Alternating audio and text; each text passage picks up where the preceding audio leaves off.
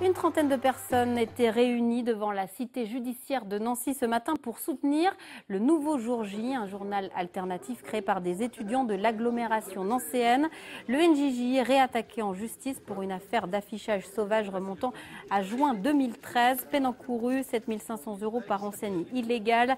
6 membres du NJJ étaient convoqués à une audience du tribunal d'instance de Nancy. C'est le procureur qui a décidé de poursuivre. Le Grand Nancy s'est constitué partie civile. Qui sont ces jeunes? De quoi parle le nouveau Jour J?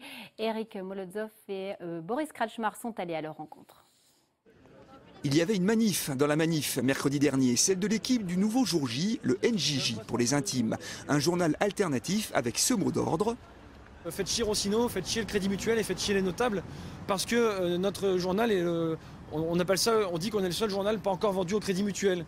Car tous les journaux de l'Est, que ce soit l'Est républicain, le Républicain Lorrain ou Vosges Matin, appartiennent à cette banque, donc le Crédit Mutuel.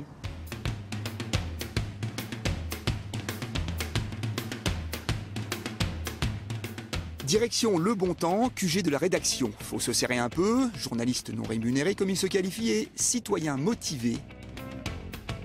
Qu'est-ce qui vous motive à venir au nouveau Jour J? Parce que c'est pas la paye quand même.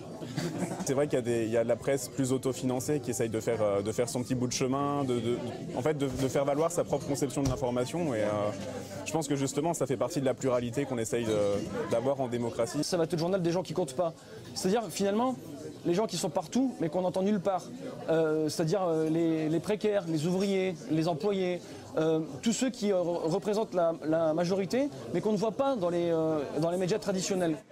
La liberté de parole existe, alors ils la prennent. À Radio Caraïbes, par exemple, où nous avons rencontré Toff, un dessinateur qui s'illustre. Pour être en kiosque, c'est tout un processus, hein, c'est pas facile.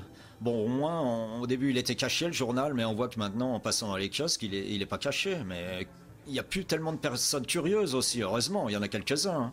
On est positif là-dessus. Mais on prend ce qu'on nous amène sur un plateau, souvent par des médias, par une critique. C'est bien connu, tout est bon dans le cochon et dans la liberté d'expression, à condition de savoir les respecter et bien les accommoder. Et puis on l'a appris il y a quelques minutes, le procureur a requis la relaxe pour le nouveau Jour J. Le délibéré sera rendu vendredi 18 mars prochain.